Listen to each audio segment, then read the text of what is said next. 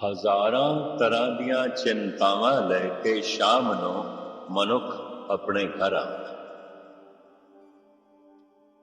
ਹਜ਼ਾਰਾਂ ਤਰ੍ਹਾਂ ਦੇ ਗਮ ਲੈ ਕੇ ਰਾਤ ਨੂੰ ਸੌਂਦਾ।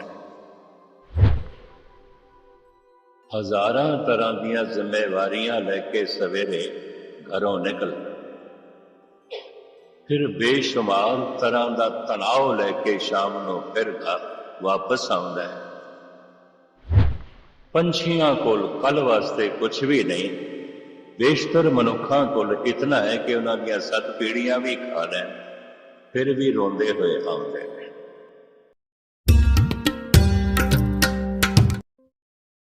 ਕੱਲ ਵਾਸਤੇ ਕੁਝ ਵੀ ਨਹੀਂ ਹੈ, ਕੁਝ ਵੀ ਨਹੀਂ। परिंदे ना गिरे जर, ना कल वास्ते कोई उन्हां कोल संपदा है, ना दाना दुणक है, ना घौंसले दे च है, ना उन्हां दे कोल है। फिर भी गीत गांदे होया शाम नूं घौंसलियां दे पहुंचे ने। रात दा पहला पैर समाप्त होया, गीत गांदियां गांदियां सौ गए ने। रात दा चौथा पैर जैसे आरंभ होया कि गीत गांदियां गांदियां उठ बैठते हैं, चहचहांदियां उठ बैठते हैं। चानना हो गया, पूरा प्रकाश हो गया। गीत गांदियां होया घौंसलियां चो निकल पैंदे ने, दिन भर रिज़क दी तलाश करदे ने, दाना दुणका लभदे ने। फिर शाम नूं आ रहे ने गीत गांदियां। फिर पहला पैर समाप्त होंदियां गीत गांदियां गांदियां सौ गए ने।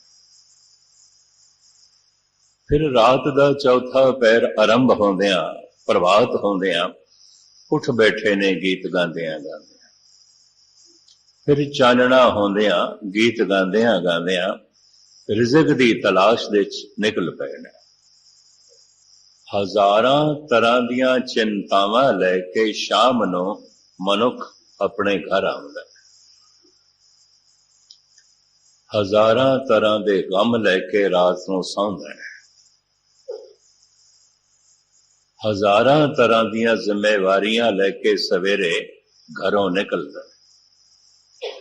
फिर बेशुमार तरह का तनाव लैके शाम नूं फिर घर वापस आउंदा है। पंछियां कोल कल वास्ते कुछ भी नहीं, बेशतर मनुखा कोल इतना है कि उन्हां दियां 7 पीढ़ियां भी खा लैन, फिर भी रोंदे हुए आउंदे ने। गमगीन होके सवेरे उठदे ने और तरह तरह दियां चिंतावां लैके घरों निकलदे ने। महाराज कहते ने, ना पंछियां नूं देख के मैं हैरान हाँ। गुरु अर्जन देव जी महाराज भी कहते हैं, हाँ बलहारी ते ना पंछियां जंगल जिन्ना आवास, कक्कर चुगन थल वसन, रब न छोड़न पास। पशु करीबन करीबन सुखी ने, देवते आनंदित ने, दुखी केवल मनुख है, सिर्फ मनुख। और जितना सियाणा मनुख है उतना ही ज्यादा दुखी है। कारण जो कुछ कोल है इहदे नाल ते सुख मिलिया नहीं, सिर्फ लोड़ां दी पूर्ति है। सुख किवें मिलना है इहदा पता भी कोई नहीं, तो दुखी केवल मनुख है। और मैं अर्ज करा, जितना सियाणा मनुख होवेगा उतना ही ज्यादा दुखी होवेगा। जितना अचेत ते मूढ़ मनुख होवेगा उतना दुखी घट होवेगा। पशु सुख दे च जी रहे ने, देवते आनंद दे च जी रहे ने, दुख दे च केवल इंसान है, मनुख है। पशु बोर भी नहीं आउंदे, बेचैन भी नहीं आउंदे, पशु पागल भी नहीं आउंदे। हाँ, वो पशु जरूर पागल हो जाते ने जिन्हां विचारियां नूं मनुखां दे नाल रहना पैंदा है, ਤੇ ਮਨੁੱਖ ਉਹਨਾਂ ਦੀ ਸੁਤੰਤਰਤਾ ਵਿੱਚ ਵਾਧਾ ਕੜੀ ਕਰ ਦਿੰਦਾ। ਉਹ ਕਦੀ ਕਦੀ ਪਾਗਲ ਹੋ ਜਾਂਦੇ ਨੇ, ਵਰਨਾ ਪਸ਼ੂ ਪਾਗਲ ਵੀ ਨਹੀਂ ਹੁੰਦੇ। ਪਸ਼ੂ ਸੁਖ ਦੇ ਚ ਜੀ ਰਹੇ ਨੇ, ਦੇਵਤੇ ਆਨੰਦ ਦੇ ਚ ਜੀ ਰਹੇ ਨੇ। ਦੁਖੀ ਕੇਵਲ ਮਨੁੱਖ ਹੈ, ਕੇਵਲ ਇਨਸਾਨ ਹੈ। ਮਹਾਰਾਜ ਤੇ ਇੱਥੇ ਤੱਕ ਕਹਿੰਦੇ ਨੇ, ਦੁੱਖ ਕੀਆਂ ਪੰਡਾਂ ਖੁੱਲੀਆਂ, ਸੁਖ ਨਾਨਕ ਸਿਓ ਕੋਏ। ਬੜੇ ਧਿਆਨ ਨਾਲ ਸਰਵਨ ਕਰਨਾ। ਹਰ ਬੰਦਾ ਦੁੱਖਾਂ ਦੀ ਪੰਡ ਹੈ, ਔਰ ਕੁਝ ਵੀ ਨਹੀਂ। ਜਿਤਨੇ ਮਨੁੱਖ ਬੈਠੇ ਹੋਣ ਕਿਧਰੇ ਵੀ, ਬਸ ਸਭ ਦੁੱਖਾਂ ਦੀਆਂ ਪੰਡਾਂ। ਦੁੱਖ ਕੀਆਂ ਪੰਡਾਂ ਖੁੱਲੀਆਂ, ਸੁਖ ਨਾਨਕ ਸਿਓ ਕੋਏ। ਮਹਾਰਾਜ ਕਹਿੰਦੇ ਨੇ, ਇੱਕ ਇੱਕ ਪੰਡ ਮੈਂ ਖੋਲ ਕੇ ਵੇਖੀਏ, ਸਿਵਾਏ ਦੁੱਖਾਂ ਤੋਂ ਕੁਝ ਵੀ ਨਹੀਂ ਨਿਕਲਿਆ। ਦੂਜੇ ਨੂੰ ਖੋਲਣ ਦਾ ਢੰਗ ਕੀ ਹੈ? ਕਿਵੇਂ ਖੋਲੋਗੇ ਪੰਡ? ਇੱਕ ਤਰੀਕਾ ਹੈ, ਤੁਸੀਂ ਕਿਸੇ ਨੂੰ ਆਪਣਾ ਇੱਕ ਦੁੱਖ ਸੁਣਾਓ, ਉਹ ਦੁੱਖਾਂ ਦੀ ਪੰਡ ਖੋਲ ਕੇ ਰੱਖ ਦਿੰਦਾ, ਆਪਣੇ ਸੈਂਕੜੇ ਦੁੱਖ ਸੁਣਾਉਂਦਾ, ਤੁਹਾਨੂੰ ਬੋਲਣ ਦਾ ਮੌਕਾ ਹੀ ਨਹੀਂ ਦਿੰਦਾ। ਹਕੀਕਤ ਹੈ। ਇਸ ਵਾਸਤੇ ਸਿਆਣਾ ਮਨੁੱਖ ਆਪਣਾ ਦੁੱਖ ਕਿਸੇ ਦੇ ਅੱਗੋਂ ਨਹੀਂ ਖੋਲਦਾ। ਇਹ ਸਿਆਣੇ ਮਨੁੱਖ ਦੀ ਪਹਿਚਾਣ ਹੈ। ਕਿਉਂ? ਉਹਨੂੰ ਪਤਾ ਹੈ, ਮੈਂ ਆਪਣਾ ਇੱਕ ਦੁੱਖ ਸੁਣਾਵਾਂਗਾ, 100 ਸੁਣਾਏਗਾ, ਇਹ ਵੀ ਚੁੱਪ ਨਹੀਂ ਕਰੇਗਾ। ਇੱਕ ਸੁਣਾ ਕੇ 100 ਦੁੱਖ ਮੈਂ ਹੋਰ ਸੁਣਾ, ਆਪਣੇ ਹਿਰਦੇ ਦਾ ਭਾਰ ਵਧਾਵਾਂ। ਸਿਆਣਾ ਮਨੁੱਖ ਕਿਸੇ ਕੋਲ ਦੁੱਖਾਂ ਦੀ ਪੰਡ ਨਹੀਂ ਖੋਲਦਾ। ਉਸਤਾਦ ਜ਼ੌਕ ਹੋਏ ਨੇ, ਉਹ ਕਹਿੰਦੇ ਨੇ, ਮੇਰੇ ਚਿਹਰੇ ਸੇ ਗਮ ਆਸ਼ਕਾਰਾ ਨਹੀਂ ਹੈ। ਕਹਿੰਦਾ, ਮੈਂ ਦੁੱਖ ਨੂੰ ਕਦੀ ਮੱਥੇ ਤੇ ਪ੍ਰਗਟ ਨਹੀਂ ਹੋਣ ਦਿੱਤਾ।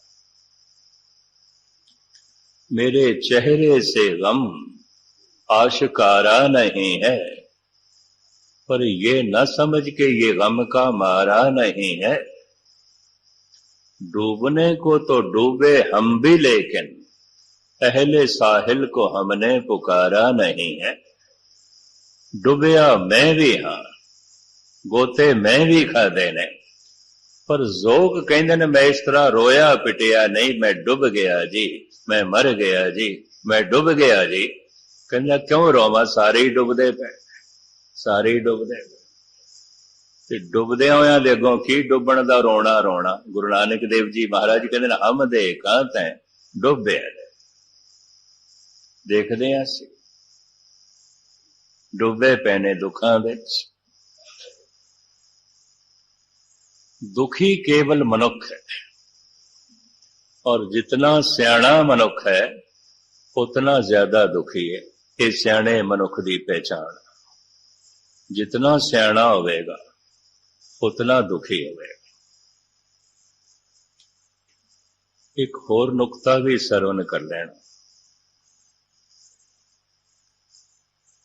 परमात्मा की तरफ मनुख चलेगा किस तो प्रेरणा लेके, किथों प्रेरणा लेगा? धार्मिक अनुभवी पुरुष कहते ने 99% मनुख परमात्मा की प्रेरणा दुखों तो लैंदा है, दुख तो। अगर ये जीवन सुखमयी है तो फिर परमात्मा की कोई लोड़ भी नहीं है। फिर की लोड़ है चिंतन करने की? जितना सियाणा मनुख होवेगा उतना उसनों दुख अनुभव होगा। दुख ही उसनों प्रेरेगा प्रभु चिंतन ते। ये भी मैं अर्ज करा, संसारी लोड़ां दी पूर्ति हो गई, संसारिक सुख ते कई दफा रोक देंदे ने। ये संसारिक सुख महात्मा बुद्ध कोल बहुत ज्यादा सन। सिद्धार्थ आखिर राजे का इकलौता लड़का सी, ऐसा की कुछ सी जो उहदे कोल नहीं सी, पर हिरदा दुख दी चोट खा गया।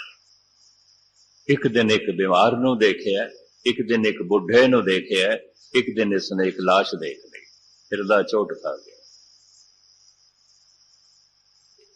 ਉਹਨੂੰ भी दिस पिया मैं भी बीमार हो सकता, मैं भी बुढ़ा हो सकता, मैं भी मरना है। दुखां दे सिरमौर दुख मौत। साडे देश दे ऋषि मुनिया ने तीन ही दुख मने ने, जन्म, बुढ़ेपा ते मरण।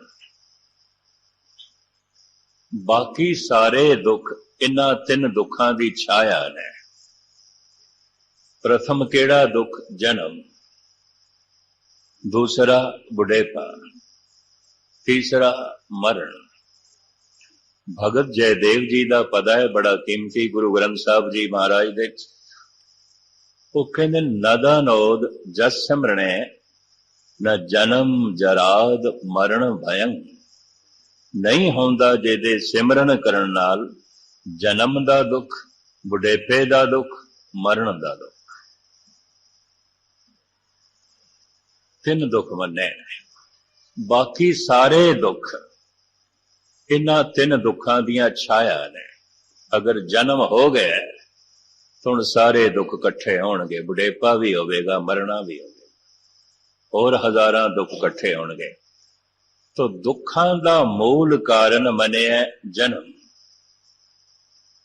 वो मनुख सुपने च भी कदी धार्मिक नहीं हो सकता जो जीवन भर जन्मदिन मनांदा है ते जन्म नूं खुशी मनदा है। वो धार्मिक नहीं हो सकता। पश्चिमी सभ्यता का असर है। जन्म दुख है, जीवन दुख है, मरण दुख है। धन गुरु नानक देव जी महाराज फरमान करते हैं, नानक बद्धा घर तहां जिथे मिरत ना जन्म जरा। असी अपना घर उत्थे बनाया है जिथे जमना कोई नहीं, बुढ़ेपा कोई नहीं, मरना भी कोई नहीं। ये जीवन मिले है परम जीवन की प्राप्ति लई। ये जीवन मिले है उस जीवन की प्राप्ति लई जिस जीवन दे जन्म मरण बुढ़ेपा नहीं है, सारे दुख नहीं है।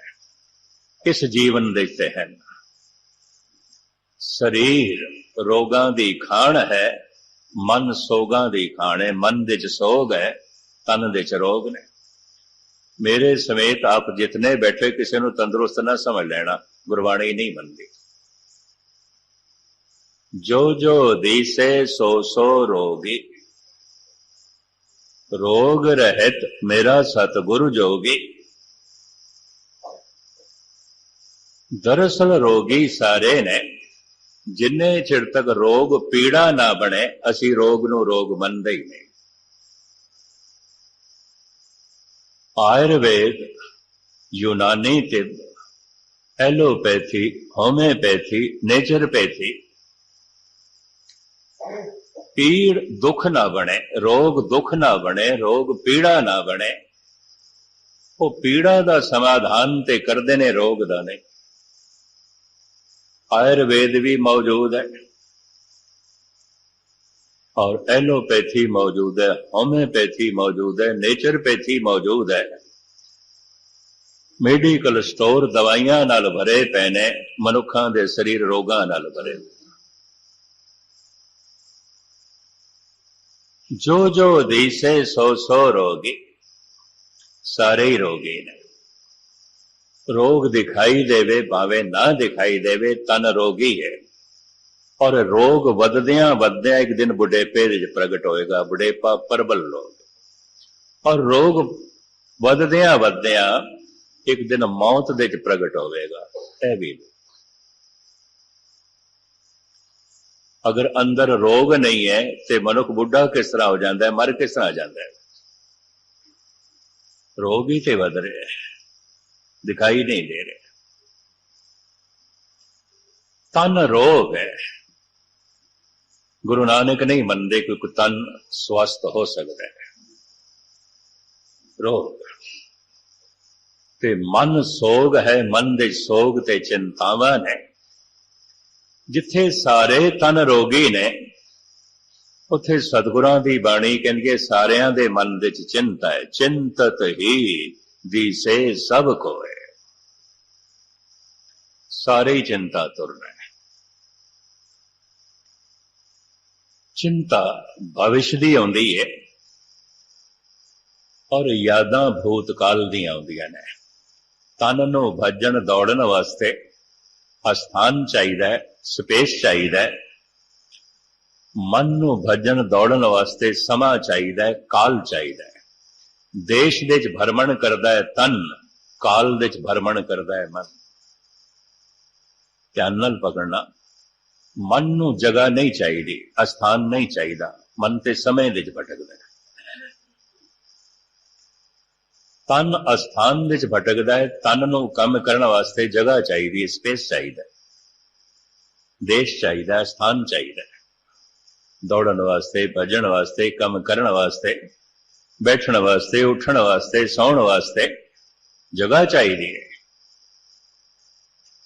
मन अस्थान दे च नहीं दौड़दा, मन समय दे च दौड़दा।